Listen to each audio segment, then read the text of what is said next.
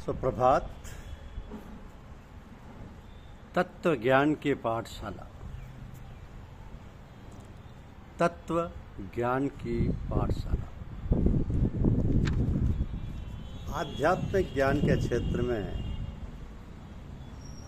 जानकारी के दो स्तंभों को यदि संक्षेप में परिभाषित करना चाहें तो कह सकते हैं कि पुस्तक एक मृत संत के समान है, जबकि संत एक जीवित पुस्तक है।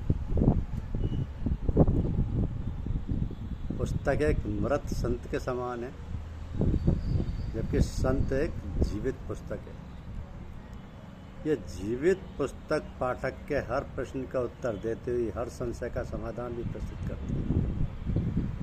केवल पुस्तकों के सहारे आत्मानुभूति का भरोसा रखना कुछ ऐसा ही है जैसे किसी गंभीर मरीज को चिकित्सक के पास ना ले जाकर चिकित्सा विज्ञान के पुस्तकालय या औषधालय में ये सोचकर उन्मुक्त छोड़ देना कि अब तो ये व्यक्ति अपने रोग का निदान ढूंढकर चिकित्सा कर ही लेगा और स्वस्थ हो जाएगा।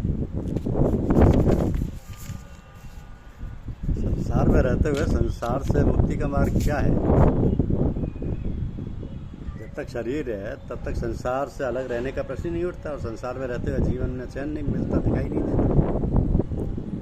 तो संसार से दूर जाने का जो पलायनवादी वैराग्य दिखाई देता है वो एक अव्यावहारिक प्रक्रिया है। पर संसार के इन त्रिविध तापों से तप्त जीव की मुक्ति का मार्ग क्या है? ज्ञानी चिंतकों के अनुसार ज्ञान के बिना मुक्ति नहीं है। ठीक है, ज्ञान से मुक्ति का पथ प्रशस्त होगा, किंतु अब ये ज्ञान कहाँ से और कैसे प्राप्त होगा? सामान्यतः तो हमें पुस्तकें ही ज्ञान का स्रोत दिखाई देती और हैं भी, किंतु हमें पठित ज्ञान पर यदि कहीं संशय उत्पन्न हो जाता है तो उसका निराकरण कैसे हो सकता है? भौतिक विषयों के अध्ययन में तो एक बार मात्र पुस्तकों से भी काम चलाया जा सकता है, किंतु आध्यात्मिक ज्ञान की उपलब्धि में पुस्तकों की भूमिका एक सीमा तक ही साथ देती है। यदि ना ऐसा ना होता तो महात्मा कबीर ये क्यों कहते कि पोथी पढ़ पढ़ जगमुआ पंडित भया न को, ढाई अक्षर प्रेम का पढ़े सो पंडित हो। भगवान श्री कृष्ण श्रीमद् भगवद गीता में कहते हैं कि यदि तुम्हें तत्व ज्ञान की अपेक्षा है तो तुम तत्वदर्शी ज्ञानियों के पास पहुंचकर उसे समझो। उन्हें विधिवत दंडवत प्रणाम करने से, उनकी सेवा करने से और कपट छोड़कर सरलता पूर्वक प्रश्न करने से वे परम तत्व को भली भांति जानने वाले ज्ञानी महात्मा तुम्हें उस तत्व ज्ञान का उपदेश करेंगे जो ज्ञान मोहांधकार से मुक्ति दिलाने वाला होगा। और यह मोह ही संसार की संपूर्ण व्याधियों की जड़ है। पूज्यपाद गोस्वामी तुलसीदास जी महाराज रामचरितमानस में कहते हैं कि मोह सकल व्याधिन कर मूला, तिन ते पुण्य उपजई बहुसूला। भगवान श्री राम के हाथों बाली मारा जाता। बाली वध की सूचना पाकर तारा अस्त व्यस्त होकर दौड़ी चली आती है, नाना प्रकार से विलाप करती हुई है, छाती पीटती हुई चीखती चिल्लाती है। तो तारा को अत्यंत व्याकुल देखकर श्री रघुनाथ जी ने उसे ज्ञान दिया और उसकी मोह यानी मोह ज्ञान को हर लिया, उसकी माया को। बहुत संक्षेप में प्रभु ने उसे समझाया कि देखो तारा, यह अधम शरीर पंच तत्वों से निर्मित है। यदि तुम्हें बाली के शरीर से लगाव है तो वो कहीं गया नहीं है, तुम्हारे सामने खोया हुआ है। और अगर तुम्हें उसकी आत्मा से लगाव है तो वो अजर अमर है। पर तुम व्याकुल किस लिए हो?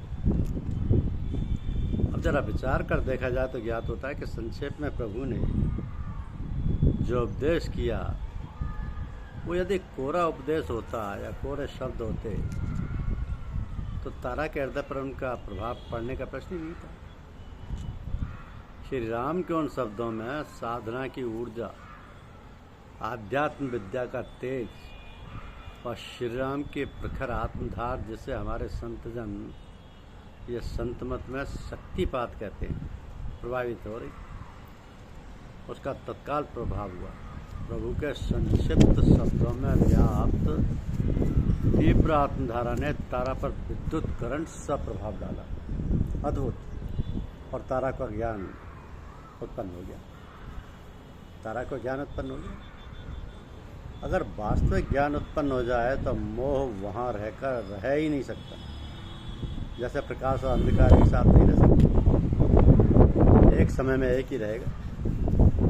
तो तारा को चेत शरीर और संसार का वास्तविक रूप सामने आया, और शरीर या संसार हेतु कुछ भी मांगना व्यर्थ था, अतः उसने प्रभु भक्ति का वरदान मांगकर जीवन को कृतार्थ कर दिया।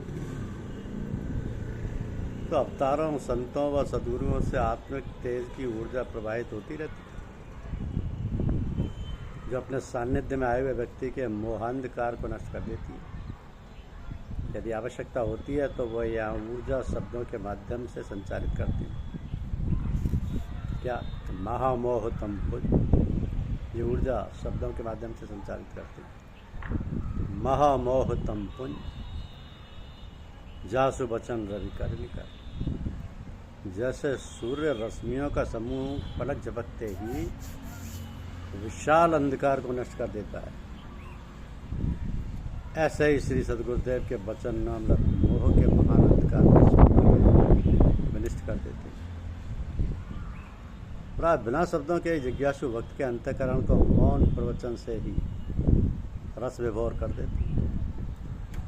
मौन प्रवचन में आपको विरोधाभास लग रहा होगा, किंतु आत्मानुभूति के शिखर पर प्रतिष्ठित सत्य सद्गुरुओं की यही तो मुख्य तकनीक है, प्रविधि है, जिससे वे अपने शिष्यों अनुयायियों के अंतःकरण का परिमार्जन करते हैं।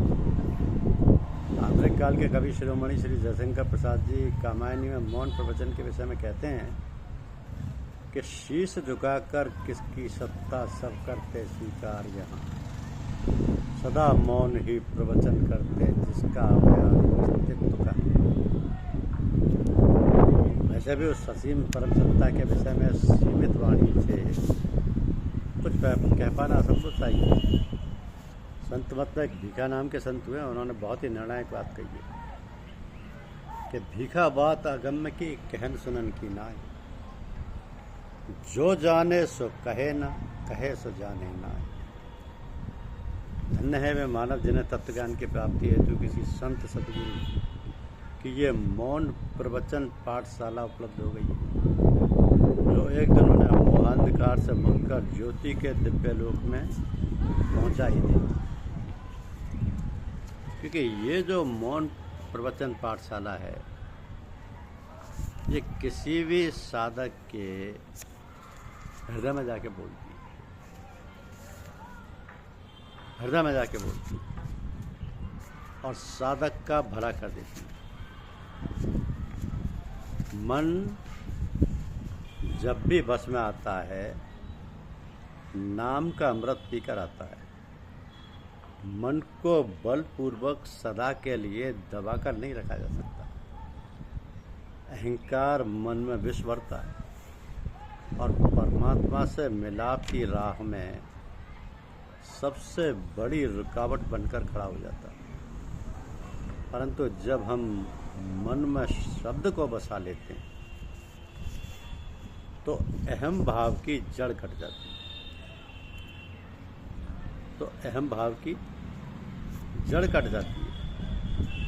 ये अहम नहीं होना चाहिए। गुरुदेव धीरे धीरे अहम को समाप्त कर देते हैं और गुरुदेव की कृपा से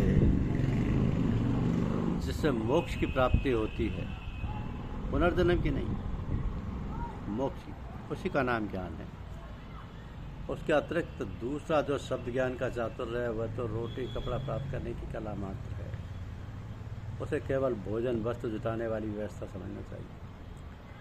जिससे मोक्ष की प्राप्ति होती है, उसी का नाम ज्ञान। वह गुरुदेव की कृपा से ही संभव। धन्यवाद।